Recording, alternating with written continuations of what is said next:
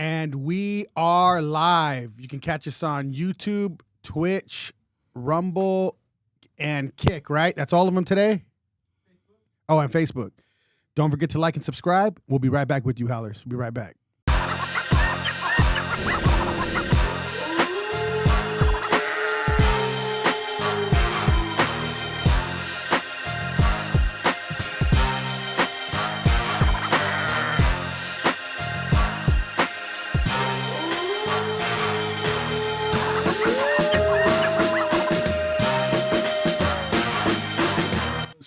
Howls over Baaz. I'm Jacob Casas. This is Ambition of Black Cup.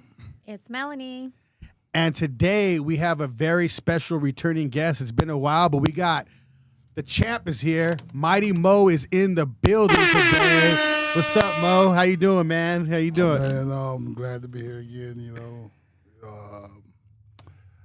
ready to share my story with everybody. Yeah, so for those of you guys that don't know, I know we got a lot of new audience, fans watching and stuff now. So Mighty Mo was a world champion for K1.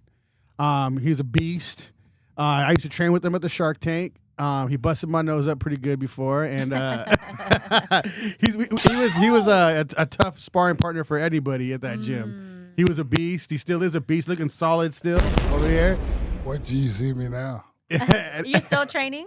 100%. Nice. He does from kickboxing, MMA, boxing. He's even doing bare knuckle brawls, and you were doing them in Romania, right? Yeah, that was an MMA match. With bare knuckles. That's crazy. No, the bare knuckle was out here. That was out here? It was called the African Destroyer. The African Destroyer that you bare knuckle brawled, right? It was against, it was for Shamrock's bare knuckle. Okay. Yeah.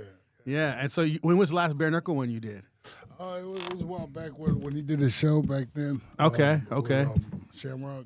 Okay, yeah. So what's been going on with you lately? So everything that's going on? Just doing the family thing and staying in shape, man. Staying in the gym, staying focused, man. Looking for that big payday. Yeah? Yeah, man. Just trying to stay focused, man. I'm been bobbing and weaving, man. Watching out. Staying away from that negative shit, man. Yeah. That shit's everywhere, man. You got to get the fuck off me. Real talk. Well, I remember, so you just went and saw my brother at 10th Planet.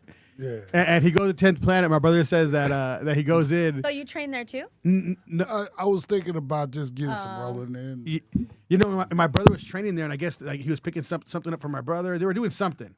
And so he just showed up, and he was like a celebrity there. Because in the fight world, he's a celebrity. So everybody was like... I think you told me this story. Yeah, everybody was like, what the heck is going on? Yeah. And, Mighty Mo. And they're all taking pictures with him and everything. Because, he's like literally like in the fight game, he's like the overhand right, everybody calls that the Mighty Mo. Because that was his knockout punch. Signature move. He was knocking everybody out. Like literally, people were lights out. But I've seen him do some crazy knockouts. But not to brag, though, man. Me pulling that punch was something that I seen, but nobody ever threw that punch until they seen me throw it. Yeah. That's where it came from. He even had a logo where he was doing it. Yeah. Nice. And then Chuck Liddell stole it from me after I knocked out his boy in the K1 event. Yeah, he's been around since like the beginning of all of this. So how long have you actually been fighting? Oh, shoot, man. I've been fighting ever since I was a kid on the streets for free. No, that's 100. Yeah. People know, man. I'm undefeated on the streets. So, but how long you been fighting professionally? Or amateur? When did you start? Actually, just when did you start training like that for fights? Oh, shoot, back when I was balling with this guy. Yeah. Oh, really? On the off season, I was training to box. Man, I was boxing and working with I don't know if you guys remember that heavyweight Michael White. I heard that name. Yeah, he's about 6'10", big guy, man. I used to spar with him and work with him. Well, man, you should have seen him when he sparred Remy Bojaski. He was my favorite fighter my favorite fighter, and I got to watch him knock him out. I was like, but he was Shark Tank, so I was like, I remember we and my friends went to go watch him live in Vegas, and we were training with him at the Shark Tank at the time. And I was like, man, he's fighting Rainbow Chasky. I was like, dang, like he's like, okay, put it like this.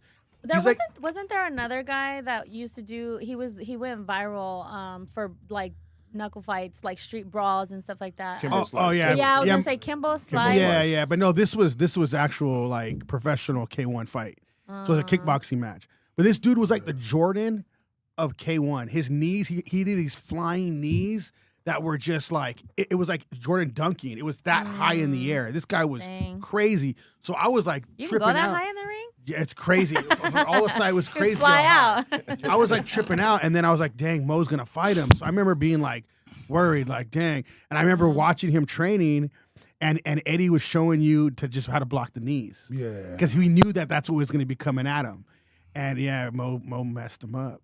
I was like, Dang. "What?" I was watching the whole fight. I was there, and I was just like, "What, Mo?" How is... old were you then when you did that fight that he's talking about? Shoot, I was about 34, 33. Okay, so 34. kind of like deep in I your was barely, training, like, your 19. career, kind of. Well, actually, because I was a late bloomer, I sort of started off later, Oh, okay. and I'm like one of the only guys. The crazy thing about that story is that I've only been kickboxing for like 9 months before I whooped them. Oh, Damn. dang. Shit. 9 months? 9 months of kickboxing, I beat the 2-time world champion. Yeah. Would you say that was probably a highlight of your career going into like professional training? No, I think No? it was Hong Mang Choi because he was undefeated. Yeah. He was super undefeated, man, and he was like the freaking monster. Dang. And he just beat all the top big guys in the game before he faced me. Damn. And I was like, I seen him. I was training hard for that, for that event. But when he was coming in, I was going through some trials and tribulations because one of my brothers just rest in peace. But I was filled with a lot of anger, and that day, my right arm felt like the atomic bomb. Oh, Like I just felt like I wanted to squeeze that trigger, man. And when I seen him coming in, man, I was like, "Oh, you about to go to sleep." 100. different kind of emotion, rage yeah, going in. Yeah. Yeah, It was crazy watching because I was young, dude, when I first started. And I remember watching him walk in the ring with all these beasts walking in. And even one dude was small. His name was Travis something. He was a freaking animal too. You know who I'm talking about, right? The redheaded white boy? Yeah, Small. yeah, He's walking in with beasts like him. And just like he'd be flying over the ring, all around the ring like a freaking ninja. It was crazy. But they would all be going in there sparring it. It was crazy watching that shit.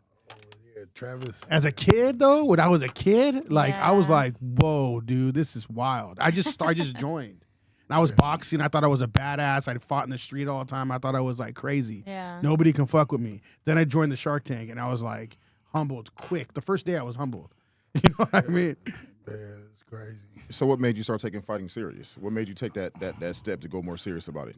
Man, to be honest, man, I'm actually taking it more serious now that I'm not competing as much because I know I sort of robbed myself back in the days just dealing with a lot of emotional issues, man, and just coming from a place where I came from, I had to heal myself mentally and emotionally, you know what I mean? Because I was just thrown into everything. How did you do that? How did you hear yourself mentally? Man, it was actually, man, after my last divorce, man, me and, the wife, he split up. That shit was sort of traumatizing for me because I couldn't see my kids, my younger kids, and just the way it all played out, man. Yeah. Emotional stuff really messed with me. And it brought back a lot of unhealed injuries that I didn't pay attention to back then, that I was out there dishing it out to everybody else and hurting myself in the process. You know what I mean? So, not realizing that I was enough. You know what I'm saying? As a person, because when you're going through a lot of trauma, you tend to overplease people, and you tend to Hide it. you tend to hide it, man. You try to people please too much, and you're hiding and going around just trying to Not feel the feelings that you have to like You're trying to fill a void somewhere. acknowledge. Yeah, avoid, man. And going through that, my last breakup sort of made me go inside and just heal myself mentally, you know what I mean? And it actually released a lot of pressure, man, and stuff that I went through as a kid, you know what I'm saying, that everybody try to throw at me as an adult, you know what I'm saying? And I'm like, you know what I mean? And right now I'm here to tell a story, and I feel free about it, just being by myself now, you know what I'm saying? So do you feel like with you being in that relationship and you getting out of it, you were able to kind of heal? Do you feel like that relationship that you were in was kind of holding you back from where you needed to be? It was holding me back from being the person that I am. You know what I mean? The true version of who I am as a person, you know. That going through that relationship was a wake-up call, you know, just to heal from just because I was just trying to do too much for everybody else but myself, you know. And I really focused on myself and myself healing process and things that I needed to do for myself to be confident and be happy on where I'm at in my life. Yeah. And even though she tried to come back, but you know, I was just man, you know, as a man, you know, you just can't accept some things in life, man, and just you can't even. I don't know. I couldn't even deal with it no more, you know. And you shouldn't. Yeah, I mean, that's I part of couldn't. healing too. You know, Yeah, it was. Is Big time. growing from that hurt and elevating yourself and you not looking back. Big time, because you know, I mean, not to say you know nothing bad about my kid's mother, but she tried to come back, and I was just like, I was so hurt from that I didn't want to go through it again. Right, exactly. I was like, man, go do your thing, and I'm good. Yeah, I'm gonna go over here and fix myself right now because I'm freaking going through it. And you're better off that way anyway, in the long run too. You know what I mean? Big time. Yeah. So when you said that you went to like, you know, kind of basically find yourself. So who is Mighty Mo? Who is the real Mo inside that you found since then? Man, it was just being happy with you know, not trying to control everything. You know what I mean? We tend to try to control things by people pleasing so much. But it's okay to, you know, for people to dislike you and whatever the case may be, man, and you be happy with that, man. And, you know, I used to always try to people please people, man, and be hurt because I wasn't pleasing them enough, man. Yeah. But you know, but you tend to lose yourself trying to people please too much. And that's the trauma that I healed from right there, you know. Yeah. So where are you at now? What's going on now? Right now, man, I'm just staying in the gym and training and getting strong and, you know, looking for the opportunities, man. You know, I am an older cat, but I'm still vicious with it. You know what I mean? I train every day, and I've talked to Dan from Tap Out, you know, and he's talking about, he's got me talking to the matchmaker about competing. Really? Nice. Just sending texts back So and Dan's forth. still in the game too? Dan is the one who freaking owns BKFC. Yeah, I didn't know that. He's one of the owners, man. Holy shit! You got to get him on the pod. Bro, that's the homie, man. I got a text from him shooting it back and forth. Yeah, you got to get him on the pod, dude. That's wild. I didn't know he owned that. Yeah, it's him Damn. and a couple other guys, man. Yeah, that's dope. Arlovsky just won the heavyweight division Damn. against what's that big guy's name? Ben Roth something. You know what I'm talking about? No, I don't know who that is. Ben, the big white guy. I gotta look him Ben, up. yeah, Ben something. Yeah. We'll look him up after. You mentioned strength a minute ago. At this stage of your life, what does strength actually mean to you? Is it more physical, mental, or spiritual? Man, you know, to be honest, man, strength is living in your truest self and not being afraid to be who you are. And that is strength right there. Because a lot of people tend to hide who they really are. Mm-hmm. But strength is living in your true authenticity. Yeah. And not being afraid of what anybody says. Yeah, fear holds a lot of us back, especially fear of the unknown. 100%. Not knowing what's next. 100%. So what'd you have to unlearn in order to grow to where you at now? What belief do you have to unlearn? Man, just that I was enough, you know, that I was enough, man. I didn't have to sit there and be a certain person or a certain type of way or overgiving or whatever the case may be, you know, to know that I was enough, you know what I mean? Yeah, I think problem for a lot of us too. We don't see ourselves as being enough. Enough, for sure. real talk. Well, because people will make you, think that you're not. So when you just realize that it ain't really about what they think, like the people pleasing thing, it's what you need to be for yourself. And that's that trap we fall into, man. We're sitting there trying to please everybody else, man. We don't need to please. I mean, we just need to be confident in who we are first, as a person and as a human being, whatever the case may be, and just keep growing from there, and keep it conscious, moving. like a conscious growth within you. You have to understand growth, you know what I mean? Understand and be aware of how you carry yourself, and to fix that. That's how you gonna fix it, man. Being aware. Yeah. A lot of people aren't aware because they're too busy trying to people please. They're just following the freaking other guy. Yeah. Mm-hmm. You know what I mean? And So through your healing process, what, aside from like training and being in the gym, what other outlets do you tend to like turn to heal or like get through certain struggles in life? Do you have like any other hobbies or anything Spiritual, anything? Man, I'll tell you one thing. I try not to get caught up in too much the other things, because that'll steer you away from Right. but I try to focus on my daily growth, whether it being by myself and going through the scenarios that what I need to work on a daily basis.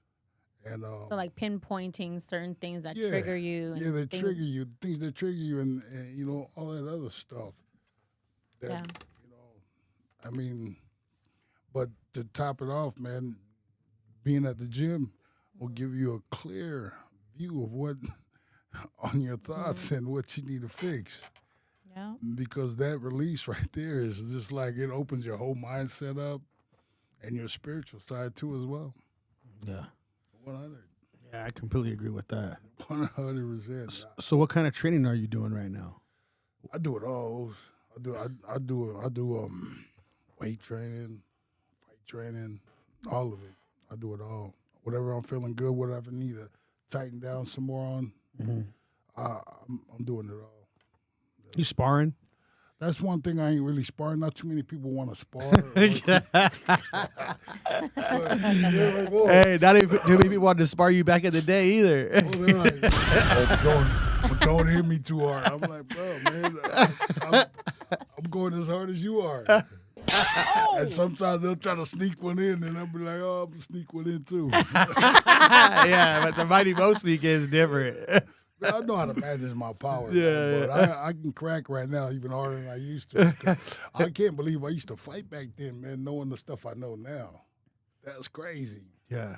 I went in there because me coming into the game, nobody knew me as a kickboxer or a boxer. Just a street fighter, but the stuff I know now, because I've evolved, man, man. Sorry for the next person I fight. So do I. Hey, so do I. You can watch his you guys need to go on to his Instagram. Shout out your Instagram. What's tell him how to find your Instagram. Mighty Mo 08. You need to go find his Instagram because you can see him fighting the African Destroyer on there, bare knuckles. It's crazy. Yeah, you need to see that.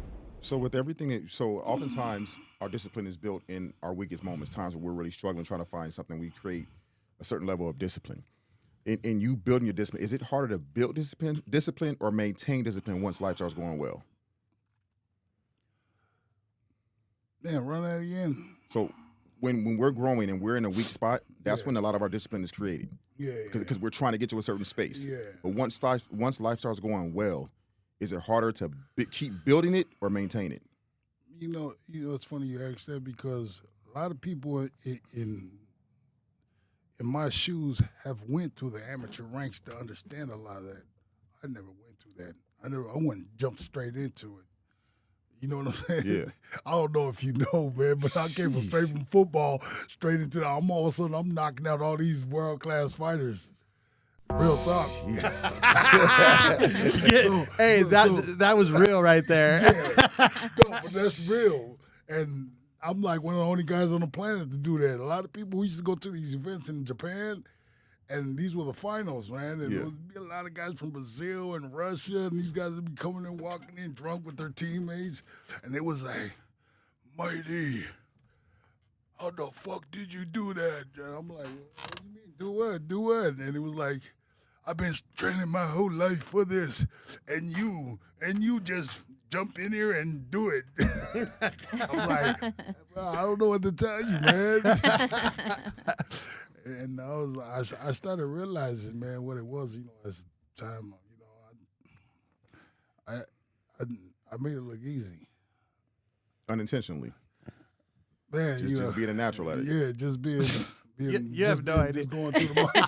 I just have images in my head of when you sparring and you saying that shit. I'm just like, fuck, if you guys only knew some of this shit that this guy was doing when he was sparring. That's funny because I used to get carried away in my own self, like, because who I am as an athlete. As soon as I would get hit, oh man, that's it. I'm a whole different person. That's why I became a good fighter because as soon as I get into that, that competitive level, I'm a whole different person. I gotta say this story, Mo. I gotta say this one. So there was this one time, like training was over, we were all done, and Mo was Mo's wrapping up, getting ready to leave, and then this one dude, he's a really big dude. He's like, "Hey Mo, do you want to spar?" And Mo's kind of like looking at him like, "You see me about to leave? We're all about to leave." Yeah. And Mo just kind of like looks at him, and I was young, dude. I was probably like 19. I didn't even know you. I just seen you at the gym. I haven't sparred you yet or nothing back then. I remember. And he's like, and Mo's kind of looks at him like, oh, okay, like okay, almost like, and the way he said okay too was like okay, like almost like it's your funeral, man. Like that's what he did, right? And so then he goes, and this guy's huge. He's bigger than Mo. He was huge, and he goes in there with Mo, and this dude, Mo's just, he ain't even going hard. Mo's just rocking him, and he's doing it like so, like almost like if he slow was, motion. If he was, yeah, and like he was fighting like a 12-year-old kid. That's what it looked like. Like Mo's just giving it to him, and you just see just blood just spraying all over this guy. Oh my god! And then you see him fall to his knees, like finally, right? And he's trying to get up, and then Mo just keeps hitting him, but like literally just really slow, calm, and this dude just bleeding. And finally, he's like, okay. Like the dude's not saying stop, nothing. He's just bleeding all over the damn ring. My I forgot what was that dude's I don't remember. He was a Mexican dude, I think, but he was a big boy. Do you remember what I'm talking about? So I can't even remember that. It's crazy. But he's like, okay, and then Mo's like, all right, like gets out the ring, takes his gloves off. Dude's gushing blood out of his nose, dude. Oh my god! It was one of the craziest ones. For you, man. It's a fight game. Fatality. It's a fight game. It was funny as hell, but I was looking at him too, like, dude, are you fucking crazy? Like, what are you doing? Like, why are you trying to spar Mo? And then, I remember you saying too. He's like, hey, he wants to spar with a professional. That's what he gets. That's what you said. I remember that shit when you got out there. You get what you asked for. Man, that was one of them days probably when I was being an asshole. But no. The thing is though, like it was like annoying the kind of way he did it. You know what I mean? That's why. Because everybody even looked like afterwards, like, dude, what were you trying to prove? There was a lot of battles them days, man. Yeah, it's like he was trying to prove something because it was like an ego thing. Like I remember even Jamie looking at looking at him like, what's he doing? Like why is he trying to spar you right now? Like it was weird. All the same day they'd be coming. Me and my brother were all little and shit. We're like, what the fuck is going on? I remember the first time seeing them, but they couldn't handle it right then. Nah, nobody could handle his. No, dude, this guy would be wham! Like when he'd hook him, it was crazy. Or the overhand right. It was like you can hear that shit, man. Nobody wanted to mess with I gotta go back him. and watch some of these fights. I gotta go see this shit for sure. Man, hopefully, man, I get that fight with bare knuckle. He loves to go in and do it. He's like, no, right now I'm ready for it, man. I've been training, just staying focused. different mindset. Yeah, no alcohol, none of that stuff for the last 5 years. Oh, Okay, damn. maybe 1 or 2, but that's not no crazy stuff. You know what I mean? Yeah. I just been healthy, just been eating right and trying to eat right, I guess. But a lot of training and a lot of just staying away from all that extra crap. I remember you were training with Art up in Big Bear for a while. Remember, I hooked you Yeah. up with Yeah, that. Huh? yeah. So have you trained with him lately at all, or nothing? No, nothing? I haven't trained with him, nothing at all. I've seen him a couple times. Oh, okay. But, I haven't been training him. I've also been just doing a lot of other stuff. I've been trying to get your brother on that new business I got going Oh on. yeah. You Mike was you guys were telling me Yeah, something about yeah. that. Yeah. I got to get you guys on it. It's like free money. He said free What money. is it? It's a BG Investments. It's an investment company I work for. And it's blowing. It's like free money. Oh. And it deals with the market. But I'm gonna hook you guys up Yeah. on it. Oh I'm yeah, gonna let send me you know. info. Interested Bro. instantly. Bro, Hey, but if you say no, and I just, no, I won't say that. I'll buy you guys lunch. No, I'm cool. It's time for everything, bro. yeah. Hey, tell him about that time you met Mike Tyson when he Oh, saw that you was when he saw you funny, fight. man. Everybody, man, Mike Tyson, man. That was everybody's idol growing up, man. Especially when he lost, man. I'm like, oh man, why you lose? but he was at one of the events, and I was like, oh man, Mike Tyson here, and that's when I fought Carter Williams. Remember, Carter Williams was the freaking new, young, up and coming freaking Mike Tyson of K1 back then. Uh-huh. And when I fought him and beat the shit out of him, and everybody was like, "What the hell? How did this guy from Tough Man beat this guy from K1? And he's been doing this shit his whole life." And freaking Carter Williams was like, "That's because he's Samoan." But anyways, that fight, I was 9-1 odds to lose. Dang. Yeah, Wow. Yeah. yeah. People lost a lot of money that day, probably. Yeah. Jeez. People, and when I knocked him out, it was like, wow. Quiet. Yeah, it was quiet. And Mike Tyson was there. And I caught Mike. Dang. I was walking through the Bellagio, drinking a beer, catching a little buzz. And right there at the center where where everybody comes and goes, like right there when he hit the middle casino, I was like, Mike, what's up, Mike? And Mike turned around and he goes, and I was like, what's up, Mike? Man, damn, man, you the man, man. What's up, Mike? And he was like, wow, that was a good win. That was a good win. I said, what's up, Mike? Man, damn, man, you the man, dude. You the man. And Mike was like, wow, that was a good win. Because they tried to sign Mike, man, to a K1 contract, but he said no kicking. Yeah. And for him to see me do that, and he knew the odds already, he probably knew the odds, and he knew that was the USA champ I was fighting. You know what I'm saying? Well, Oh, yeah, from I for boxing sure to know. kickboxing is so different. Like you got to know how to even take a kick. You know, like Yeah. that's what I did before. I did kickboxing as I boxed, Yeah. and these fools beat the shit out of me when I went in. I was good, and when I went into kickboxing, it was like I knew nothing. I had to start from scratch. In the second round, Carter tore my ACL on my left knee. Damn. I felt it open. I was like, oh. And I just relaxed the whole round. The second round, I rested real quick, and I said, the next round, I'm coming in and knock you out. And I finished him. I finished him. Damn. Damn, that's badass. Torn though. ACL, but you finished the fight out. I finished the fight out with a torn ACL on my left knee. 'Cause it's a Samoan ACL. That's why. That was He knew how to do it, too. He pulled my weight all the way over to this side, and then he ripped that kick right there where my knee was. Damn. And it freaking opened up, and I was like, oh, Ooh. I was like, all right. I'm blocking this shit. Standing there trying to walk that shit off, man. I said, man, next round, man, I'm knocking your ass out. That's exactly what I said, man.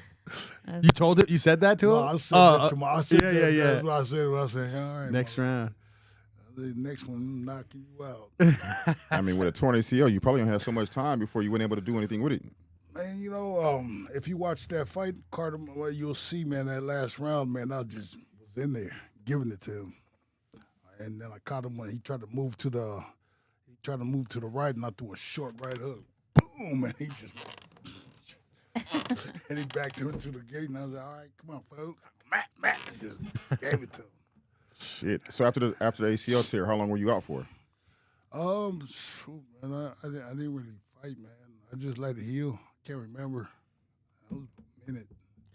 So when I met you and you were cutting my hair, this is where I was doing with him and all these other guys. Okay, so I used to be his barber. Yeah, back when I was at the Shark Tank, when I was that's when I was doing that. When nice. when I knew you guys. Nice. When I first met you guys. Yeah. Nice. So that's crazy because he'd see me come in there, black eyes and all messed up face and everything. That's when he used to have good haircuts. Now, it's Yeah, I went with the bald, man. My hair started falling out. yeah, same here. I know the feeling. Same here. Yeah, man.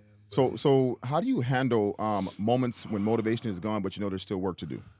Man, I look at my kids, my loved ones, why I do it,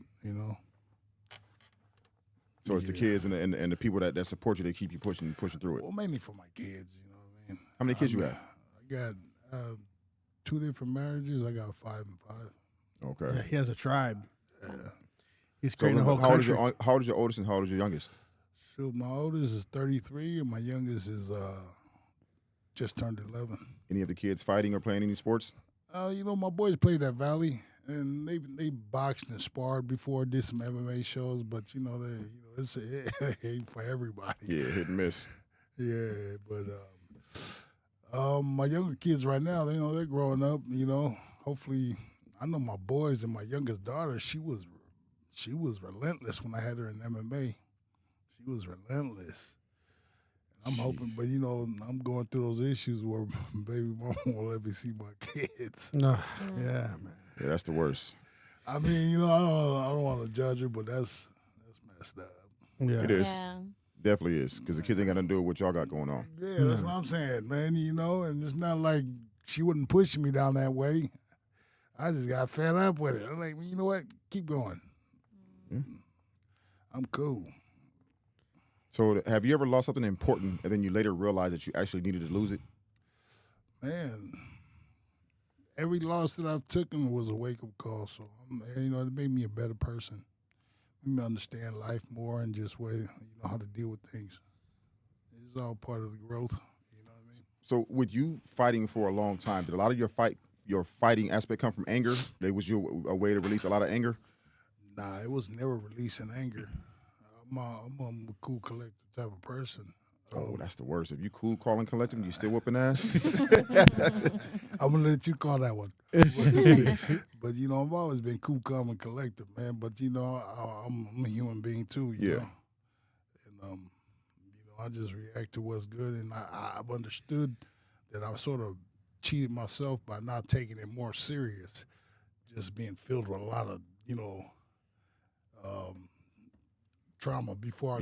That's why I said me going through that divorce, that my last breakup was a wake up call. Thank God I'm still blessed with the strength and handsome look. I think. I think. I still feel good about it. You mentioned earlier about not going through certain steps to get to where you are. So would there be anything that you would change from when you first started training to now, as far as the steps to get to where you are? Or do better? Yeah, man, we're just staying away from anything that's negative, man. Negativity is everywhere. Yeah. Some of us don't even know how to get away from that stuff. We sit there. Some of us thrive off of it. Man. Yeah. And it's just like, man, it's sort of, it's easy to get caught up in it too, man, when you see the ones you love, man, that are stuck there. Mm-hmm. And you're trying to help them, but, it's... I think it's for sure something you have to really see for what it is right when it happens, and then make that adjustment to remove yourself, and it's always hard because I'm I have these conversations with my friends all the time. I'm loyal to a fault. When I'm your friend, I'm your friend, even though there's some things that you're doing that I don't like, but if it's not affecting me, I'm like, okay, well, I'm not gonna speak on it, but it's still not good either, so it's seeing it for what it is from point blank. You got to just make that adjustment because you got to cut it right at the root, you know, Yeah, real before talk. it grows. That's why I said it's sort of hard when it's people you love. Yeah, no, definitely. Because it's like your emotional attachment there, and then they don't see it, but you see it. And it's like they got to go through. Yeah. They got to go through the whole emotions of Yeah. learning on their own. That part. Yeah. We got Dad Academy in the building right now. You want to read the comments? Shout out to Jeff Hamilton and Dad Academy. Jeff. What up, Jeff? He said, "Okay, ambition going deep. What's up, crew?" What's going on? We got to get you on a Dad Academy one. So we have a segment with Jeff Hamilton. He does this Dad Academy segment where we just talk about fatherhood, and you'd be good because of what you're going through too. And he has connections for things and stuff like that because there's a lot of fathers that aren't able to see their kids, and he has connections for things like that too. So we can always do something like that. But he's right here. What's it say on the other one? He just said, "What up, people?" So yeah, we get you on one of those. We'll get a world champion on there. Hell yeah. Yeah, so that'd be good. Yeah, he talks a lot about the importance of dads and just how their role is important for their kids and growing up, and he teaches you a lot of different things spiritually and how to grow. He just said I'm running from him. I'm not running from you, sir. the last time you was here, I had work to do. He's like, That's all. No running. I don't run. Not at all. Speaking about fatherhood, how has fatherhood or family changed the way you define success?